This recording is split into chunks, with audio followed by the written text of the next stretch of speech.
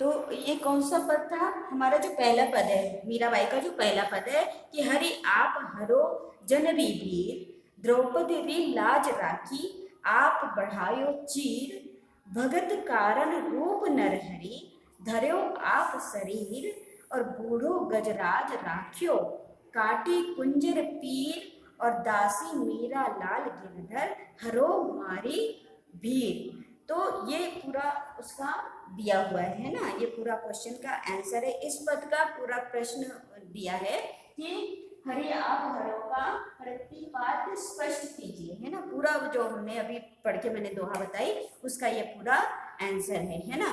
तो इसे भी आप अपने नोट कर लिया होगा, है ना। तो फिर भी देखिए,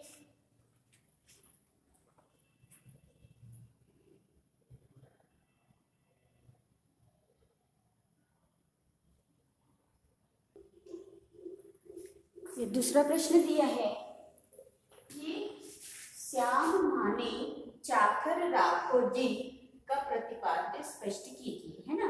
दूसरा पद क्या है? श्याम माने चाकर राखो जी। तो प्रस्तुत पद में मीराबाई ने श्री कृष्ण की चाकरी करने की अभिलाषा प्रकट की है ताकि वह सदैव अपने आराध्य के समीप रह सके और उनके दर्शन कर सके, है ना। वे श्री कृष्ण के दर्शन, नाम स्मरण व भक्ति का लाभ उठाना चाहती हैं। पीतांबर, मोर मुकुट और वैजंती माला धारण किए श्री कृष्ण का अलौकिक रूप सौंदर्य मन मोह लेता है। श्री कृष्ण के दर्शन के लिए मीरा ऊंचे ऊंचे महल बनवा कर उनमें खिड़कियां बनवाना चाहती है। इस पद में दिखता है कि मीरा श्री कृष्ण के प्रति अनन्य प्रेम दिखता है ना। मीरा का श्री कृष्ण के प्रति अनन्य प्रेम दिखता है इस पद में, है ना।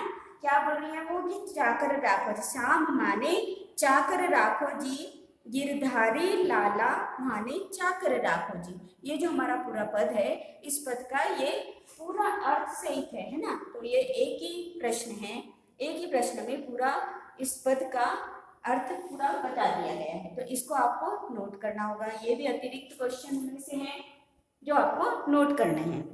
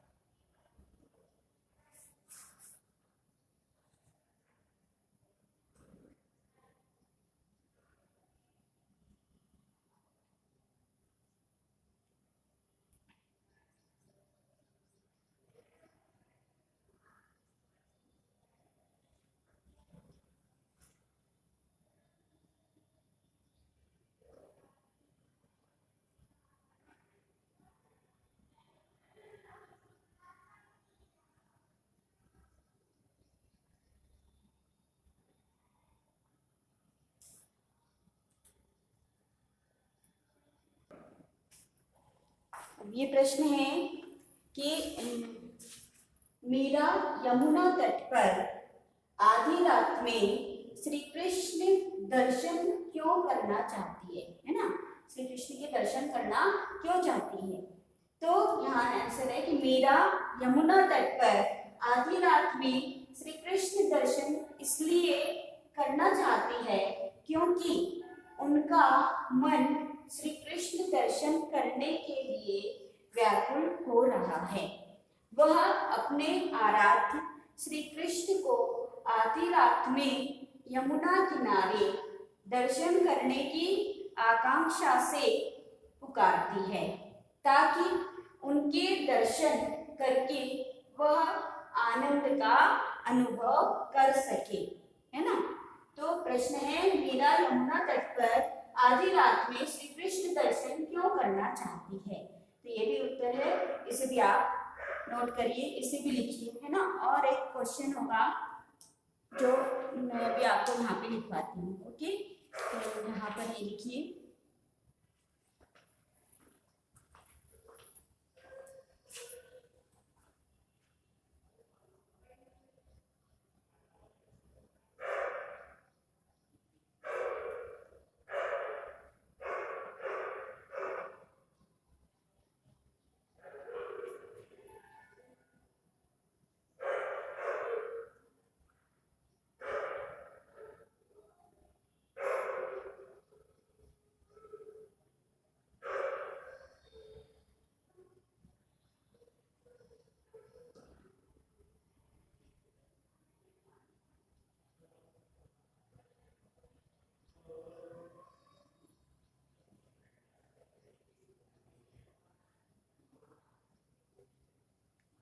ये 4 या 5 क्वेश्चन होते हैं, इसको आप कंप्लीट कर लीजिए, अपनी कॉपी में होना चाहिए, है ना।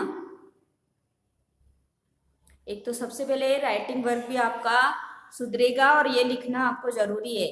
राइटिंग वर्क हमें बहुत ज़रूरी है।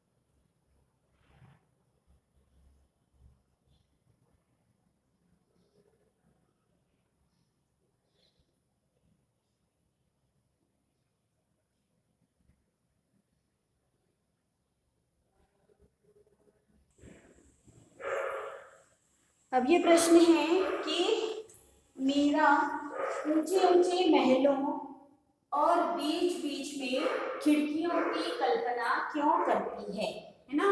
प्रश्न है, मीरा ऊंचे ऊंचे महलों और बीच बीच में खिड़कियों की कल्पना क्यों करती है। तो उत्तर है, वृंदावन में श्री कृष्ण का भव्य और ऊंचा महल है ना। भव्य और ऊंचा महल है, वह इस महल के बीचों बीच सुंदर फूलों से सजी फुलवारी बनाना चाहती है, ताकि जब कृष्ण अपनी गायों को चराने के लिए वहां आए तो इन फूलों से सजी फुलवारी को देखकर वे खुश हो जाएं और मीरा खिड़कियों में से उनके इस मोहित करने वाले रूप के दर्शन कर सके, है ना। इसी कारण से मीराबाई ऊंचे महलों के बीच खिड़कियों की कल्पना करती है ना, कि फुलबारी को देखकर वे खुश हो जाए और वो इसी मोहित रूप को देखकर दर्शन करना चाहती है, इस मोहित रूप के ही दर्शन करना चाहती है। तो ये पूरा आंसर है ना। इसे भी कंप्लीट कर लीजिए आप।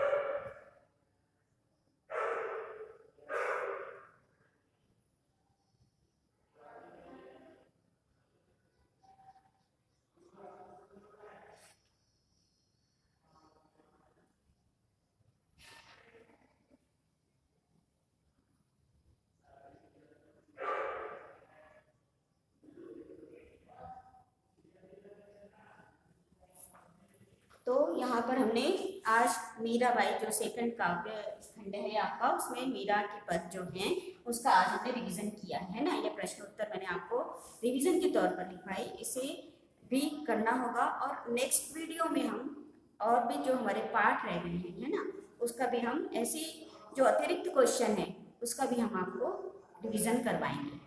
Okay, thank you.